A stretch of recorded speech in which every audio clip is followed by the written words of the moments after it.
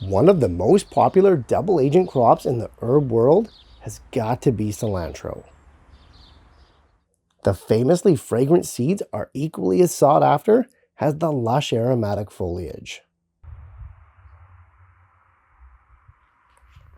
So much so that in many parts of the world, the seeds even get a different name altogether.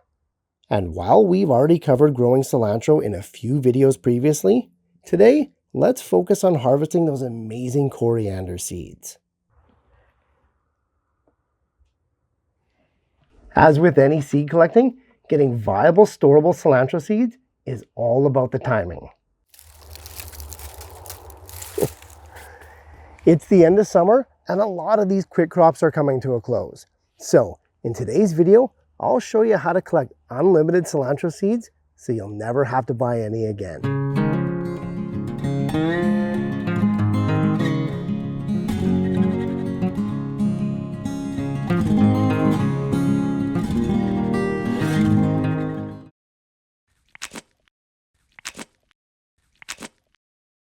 Like any of our vegetable seeds that we collect and save, herb seeds are the product of a mature, fertilized flower. Or, in the case of cilantro, a cluster of seeds, known as an umbel. But the irony of all of this is that for most of an herb plant's life, we're trying to avoid it going to flower, avoid it going to seed. This is because the act of flowering, also known as bolting, signals the end of the crop, as the foliage will often turn tough, bitter, and inedible. So under normal circumstances with our herbs, we try like mad to prevent and delay the flowering and seeding process so that we can prolong the life, and thus the harvest, of the crop.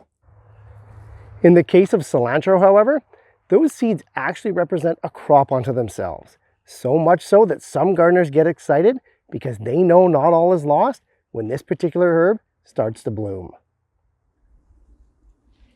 But, like any other crop, we must get there first. And to grow big batches of healthy seeds, we must first grow big healthy plants. Cilantro is a tropical plant that can actually tolerate quite cool temperatures once it's growing. However, it won't reliably sprout in temperatures less than 70 degrees Fahrenheit. It grows equally as well indoors as it does out, enjoying shady, cooler areas during the hot summer.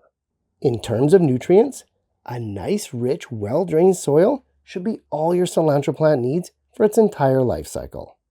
However, it will require diligent watering, especially with that lush foliage and its propensity to wilt. The root systems are not deep. This plant is not going to go searching for water, so keep an eye on those moisture levels.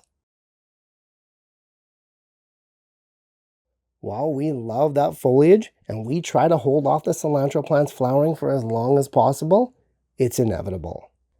Whether it's warm temperatures or clues from light intensity or length, the cilantro is going to bolt. It's only a matter of time. Sometimes that comes as quick as 4 weeks if we're unlucky, or if the conditions are right, the plants can last for up to 4 months. Enjoy the foliage while you can, but if you're growing cilantro also for seeds, avoid cutting those thicker inner stems. Those are the stems that the flowers are borne onto, and if you cut those, well, you might not get as many seeds. Cilantro normally only sends up one flower stalk per plant, but as we'll see in a bit, that flower is an umbel, and once it's mature, it can house anywhere from 5 to 25 seeds. The flowers are long-lasting, and they can bloom for upwards of a month or so. Not only that, they attract all kinds of pollinators. Even if you're not intending to collect the seed, letting cilantro grow to flower is never a bad thing. Now, cilantro is an excellent self-seeding plant, but it's not necessarily a good self-pollinator. Let me explain. If the conditions are right, your cilantro is going to flower easily, go to seed, dry, and then dump all that seed locally and self-sow itself and re-sprout.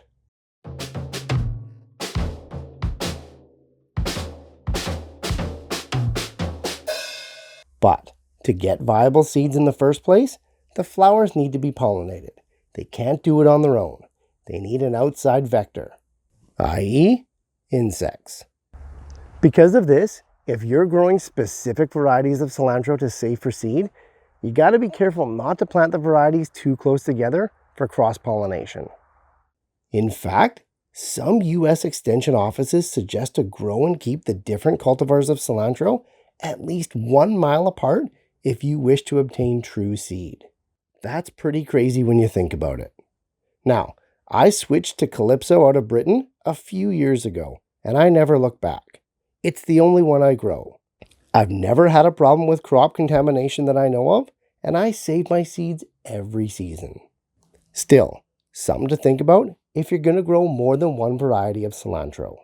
Okay, like we said, cilantro flowers last quite a long time, giving them plenty of chances for a high rate of pollination. If you have a patch with many flowers, this can result in the seed heads forming at a staggered rate. Some flowers will just be emerging, while others will be already forming seed heads. This is okay because cilantro seed heads also stick around for a pretty long time, upwards of a month or so, giving all the seed heads in the patch a chance to catch up. But don't get too lackadaisical because, as we'll soon see, harvesting cilantro seeds is all about the timing.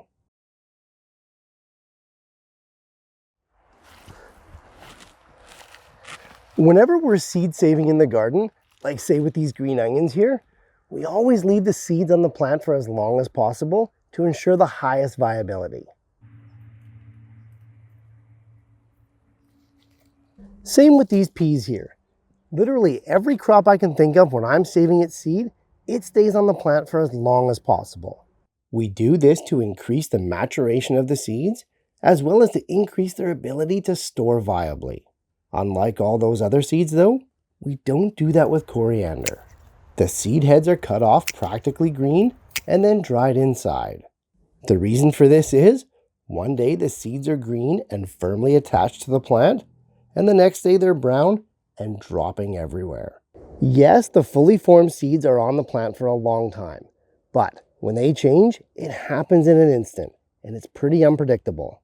It takes a long time for those flowers to turn into seeds, and an even longer time for those seeds to cure and dry out. However, when it happens fast, and you just can't predict it. So, most growers of coriander are going to cut those umbels off when the seeds turn from green to a reddish brown. At this point, they're fully pollinated, and they don't need to be attached to the mother plant anymore. Hang them upside down in a warm, dry location and place a container underneath to catch the falling seeds. The drying process takes about 2 weeks, but again, it's fairly unpredictable, and you don't want those seeds falling everywhere.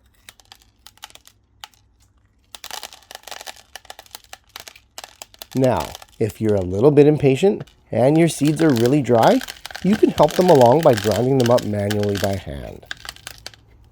For storage, like any seeds, a cool, dry, dark location is best. Cilantro seeds are quite large, and they store for a long time, at least 5 years or more. An envelope, plastic bag, or a deli cup work just perfect. Now, once you've collected all your seeds, if you plan to use a portion of these to sprout the next cilantro crop, it's always smart to do a seed viability test first. Taking a small sample of the seeds you collected, you can either place them in damp paper towel or simply pot them up like you normally would. High temperatures around 90 degrees Fahrenheit, and you'll know within a week or so whether or not the seeds are viable. Nothing's worse than saving a bunch of dead seeds, planting and planting them next year, only to be disappointed when nothing comes up. It's a waste of space, and it's a waste of time. So, I just take a small amount of seeds, grow a new batch indoors, just to make sure they're good. Cilantro is an amazing crop, harvested for both the leaves and the stems, as well as those fragrant seeds. Ensuring a high degree of pollination, as well as getting that timing right, and the harvest will help you become a successful cilantro grower. Make that doubly successful. Hey, best of luck with your cilantro/coriander, guys, and I'll see you soon. Hey, thanks so much for watching, guys. I appreciate the support more than you know. And if you're getting value from these videos, please like and share them to spread the word and help your fellow gardener to grow better.